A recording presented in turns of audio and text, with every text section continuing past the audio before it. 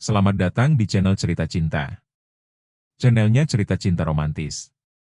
Sebelum lanjut, mohon dukungannya dengan like dan subscribe dulu. Terjerat hasrat duda nikmat, bagian 43. Bisa jadi ucapanmu itu akan jadi bumerang buatmu, dulu aku juga begitu. Tidak tertarik awalnya pada Kirana, tapi sekarang lihatlah. Dia sedang mengandung anakku, dan yang pasti setiap malam aku dapat jatah dari istriku. Terus kamu? Kemana kamu buang cairan ingusmu itu? Hahaha. Kamu jangan meledekku. Aku pasti akan mendapatkan perempuan yang aku sukai, dan juga pastinya dia menyukai anakku juga, kata Daniel. Obrolan laki-laki memang seputar urusan perempuan jika bukan pekerjaan. Ada saja yang dibicarakan mengenai perempuan, sesekali mereka kadang bertaruh soal perempuan. Waktu sudah semakin sore, para tamu sudah mulai membubarkan diri. Hanya beberapa teman Brian dan keluarga saja yang ada di hotel itu. Kedua orang tua Kirana menginap di hotel selama 1 hari. Dan esoknya keduanya akan langsung pulang ke kampung.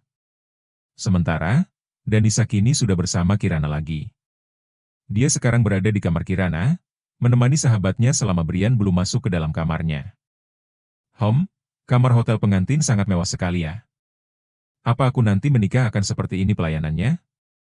Hotel dengan kamar presiden suite sangat mewah, kata Danisa. Danisa, ceritakan kenapa lo bisa datang berdua dengan Tuan Daniel? Tanya Kirana tidak menanggapi ucapan Danisa tadi. Aku putus dengan Bruno. Dia mengkhianatiku, dia sedang nikmat dengan perempuan lain saat aku datang ke rumahnya.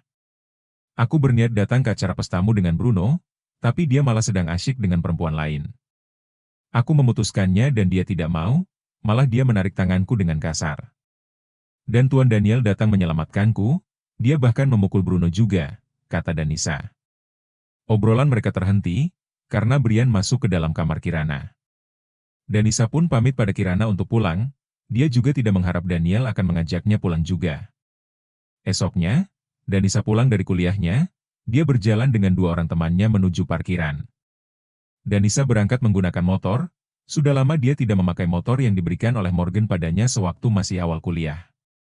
Danisa ingin tahun ini dia lulus kuliah, dia ingin bekerja di perusahaan milik Brian yang ada di Batam dengan kakaknya Morgan.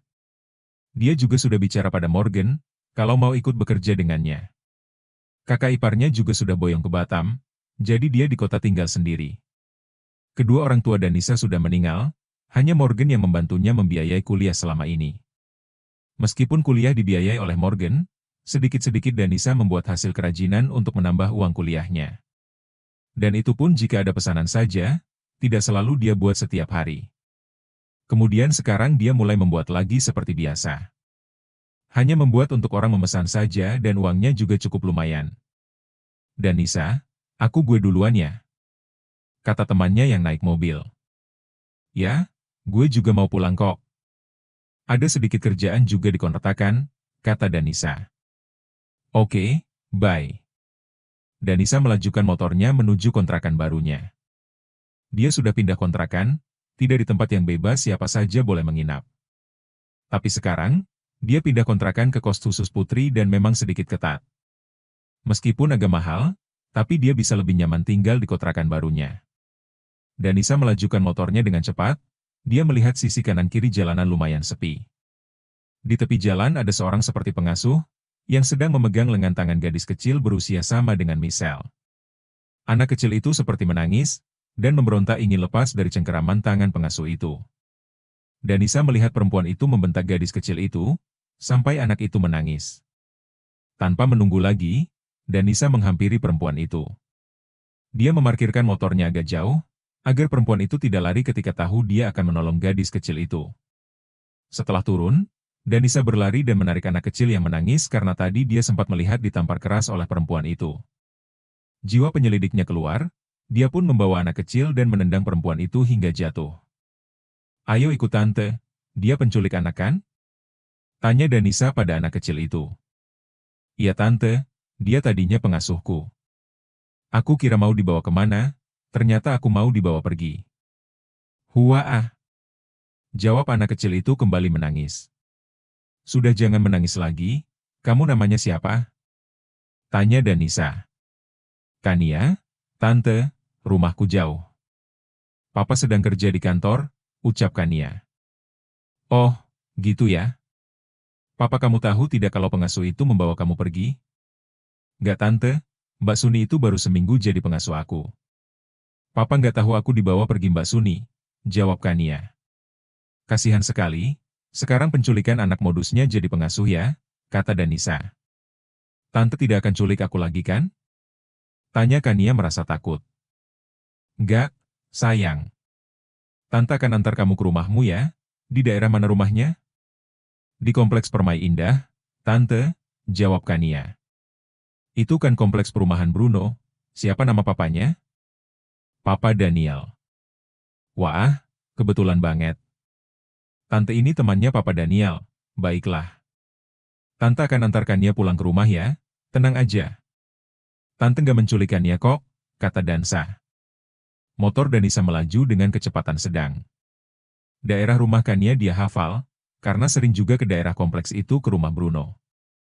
Tapi dia tidak tahu nomor berapa rumah Daniel. Rumahnya di mana, Kania? Masuk lagi Tante, sebentar lagi sampai kok. Nah itu yang gerbang besi besar rumah aku, kata Kania. Motor Danisa berhenti di depan pintu gerbang yang kebetulan terbuka, di halaman rumah ada mobil hitam terparkir. Motor Danisa berhenti di depan pintu gerbang yang kebetulan terbuka, satpam rumah pun kaget, dia menghampiri Kania. Non Kania, alhamdulillah akhirnya pulang. Papa Daniel mencari Non Kania. Ayo masuk, kata satpam. Iya Pak Joni. Aku diselamatkan tante ini, kata Kania. Kania turun dari motor Danisa, dia tersenyum saja. Lalu memarkirkan motornya di depan pos satpam, lalu ikut masuk ke dalam rumah dengan satpam dan Kania. Daniel pun keluar dari dalam rumah. Dia kaget dan berlari menghampiri anaknya yang juga berlari ke arahnya. Papa. Kania, kamu pulang, sayang. Papa khawatir dengar kamu dibawa oleh pengasuh Suni itu, kata Daniel memeluk anaknya erat. Dia lega Kania anaknya bisa pulang dengan selamat. Lalu Daniel melepas pelukannya pada Kania dan melihat ke arah Danisa. Dia terkejut lalu tersenyum pada Danisa. Kamu yang menyelamatkan Kania? Tanya Daniel. Iya, Tuan. Saya tadinya melihat Kania dibawa paksa sama pengasuh, dan dia juga menampar Kania sampai menangis. Saya curiga kalau Kania itu diculik dengan berkedok pengasuh babysitter, kata Danisa. Syukurlah kamu yang peka dengan keadaan sekitar. Terima kasih ya kamu menyelamatkan putriku, kata Daniel. Iya, saya juga tidak bisa melihat anak kecil menangis. Jadi saya ikuti perempuan itu, untungnya belum naik mobil angkot, kata Danisa lagi. Masuklah dulu. Kita bicara di dalam saja, kata Daniel. Danisa pun mengangguk, dia mengamati rumah besar milik Daniel itu. Masuk ke dalam rumah dan menuju ruang tamu. Pembantu Daniel membawa minuman dan juga cemilan di meja tamu itu. Sementara Daniel menelepon kantornya, kalau siang ini dia tidak kembali lagi ke kantor. Daniel menuju ruang tamu menemui Danisa.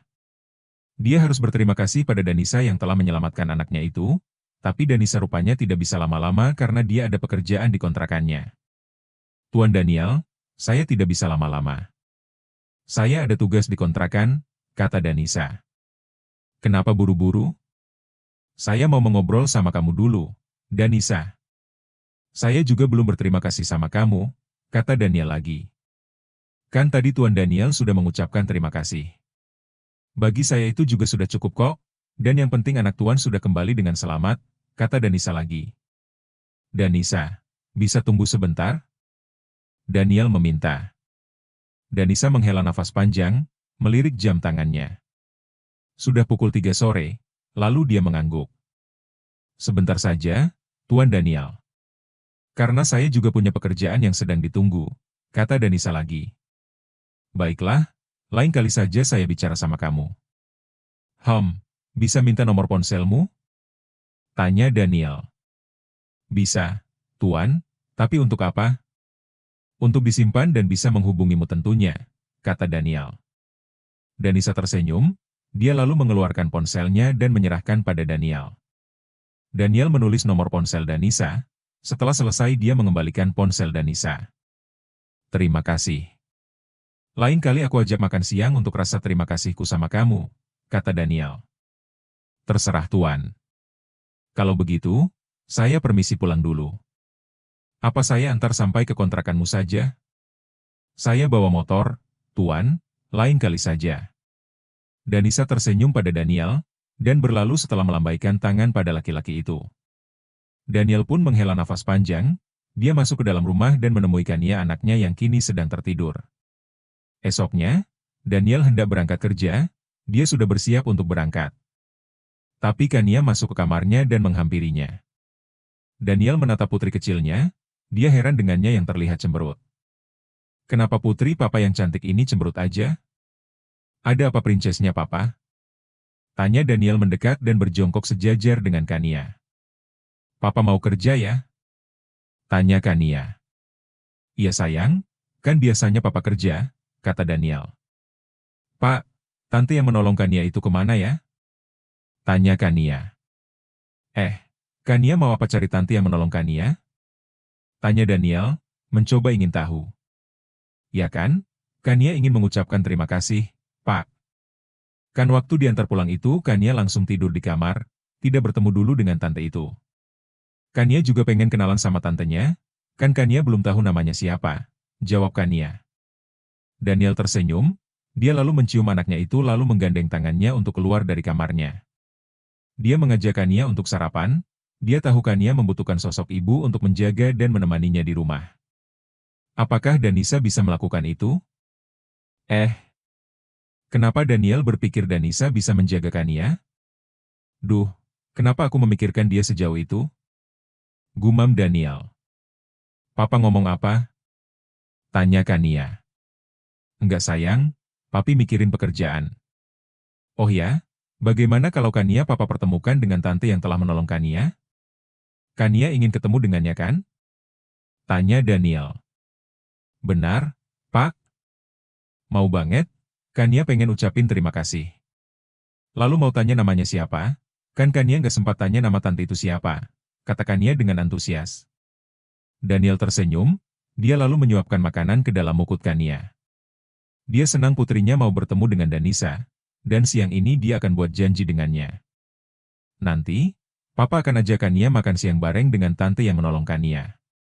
Nanti Kania tanya sendiri ya siapa nama tantenya, kata Daniel. Papa nggak tahu namanya siapa? Tanya Kania. Papa tahu. Tapi Papa lupa, hehehe. Papa. Kenapa lupa? Kan tante itu yang telah menolong Kania. Papa enggak asyik nih, kata Kania dengan cemberut. Daniel tersenyum saja dengan ekspresi Kania putri kesayangannya itu. Dia mengelus puncak kepala Kania dengan lembut dan penuh sayang, lalu kembali menyuapkan makanan ke dalam mulut Kania. Nanti Papa ajak Kania juga makan siang di restoran, sekarang Papa berangkat kerja dulu ya. Kania sama Bei Opi sama Bei Jum, kalau ada apa-apa Kania bisa telepon Papa. Suruh Bei Jum atau Bei Opi menelepon Papa, kata Daniel. Iya, Pak. Ya sudah, Papa berangkat dulu. Siang nanti kalau Papa sudah ketemu dengan tante itu, Papa jemput Kania. Oke, Pak. Daniel mencium kedua pipi anaknya itu. Lalu bergegas keluar dan masuk ke dalam mobilnya, dan segera berangkat ke kantornya. Kini Danisa sudah berada di sebuah restoran yang ditunjuk Daniel.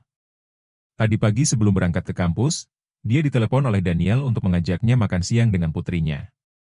Putrinya Kania ingin bertemu dengannya dan mau mengucapkan terima kasih. Danisa hanya tersenyum saja, dia juga senang bisa bertemu lagi dengan Kania.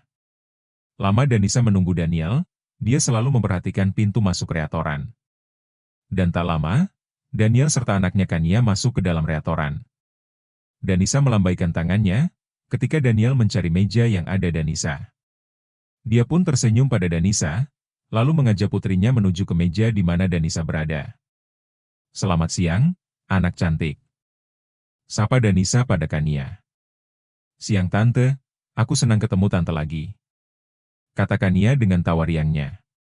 Daniel memperhatikan interaksi Danisa dan Kania begitu senang, Danisa ternyata terlihat biasa berinteraksi dengan anak kecil. Dan kelihatannya sayang sama anak kecil.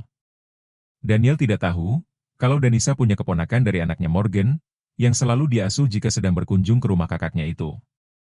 Sekarang saja kakaknya jauh di Batam, jadi dia tidak bisa bertemu dengan keponakannya yang lucu itu. Biasanya juga kadang Danisa membawanya pergi jalan-jalan, hanya berdua dengan anak Morgan itu, tapi sekarang sudah tidak lagi. Tante, nama tante tuh siapa sih? Tanya Kania. Danisa menatap Daniel, dia melihat Daniel juga menatap ke arahnya. Lama mereka bertatapan, lalu Danisa membuang muka, malu ditatap oleh Daniel. Tante kok diam aja sih? Tanya Kania lagi. Danisa, itu nama tante. Jawab Danisa tersenyum. Wah, bagus ya namanya, Pak, Tante Danisa. Kata Kania meminta pendapat papanya. Iya sayang, sesuai orangnya juga cantik kan? Kata Daniel. Iya Pak, Tante Danisa cantik, hehehe. Ucap Kania tertawa lucu, membuat Danisa juga gemas dengan tawanya itu. Kania juga cantik, kata Danisa. Mereka lalu mengobrol santai, Danisa dan Kania saling menanggapi apa yang dibicarakan. Sedangkan Daniel memperhatikan keduanya dengan senang hati. Pelayan datang untuk menanyakan pesanan apa yang mereka inginkan. Danisa memilih terserah apa yang dipesan Daniel, karena dia memakan apa saja yang ada di restoran itu. Dia juga pernah datang ke restoran itu dengan Kirana, yang kacau makannya gara-gara Kirana cemburu melihat Brian jalan dengan Laudia. Tak lama makanan pun datang, pelayan itu meletakkan semua makanan yang dipesan. Daniel memperhatikan Danisa, yang begitu bersemangat dengan makanan yang dia pesan sudah datang. Kania juga merasa senang, bisa makan siang dengan Danisa juga papanya. Kania suka makan dengan Tante Danisa? Tanya Danisa. Iya Tante, lain kali boleh ya aku makan sama Tante Danisa lagi? Tanya Kania. Tentu boleh, kapan saja Kania bisa undang Tante makan. Tante pasti datang, kata Danisa. Oke, Tante. Nanti Papa yang bikin janji ya kan, Pak? Tanya Kania pada Daniel. Iya sayang, nanti Papa akan undang lagi Tante Danisa makan di rumah kita, kata Daniel. Mereka pun makan siang dengan lahap. Sesekali Danisa menawarkan untuk menyuapi Kania, dan Kania pun dengan senang hati dia mau disuapi oleh Danisa. Dan sekali lagi, Daniel memperhatikan itu sangat menyenangkan. Dia juga sepertinya sedang berpikir untuk segera mencari pendamping baru, agar Kania bisa terurus nantinya tanpa harus khawatir lagi. Sejak peristiwa penculikan Kania oleh pengasuh barunya, Daniel tidak lagi menyewa pengasuh meski dia mengambil dari yayasan resmi. Secepatnya dia akan mencari pendamping baru, atau bisa jadi pertimbangan Daniel pada Danisa? Besambung.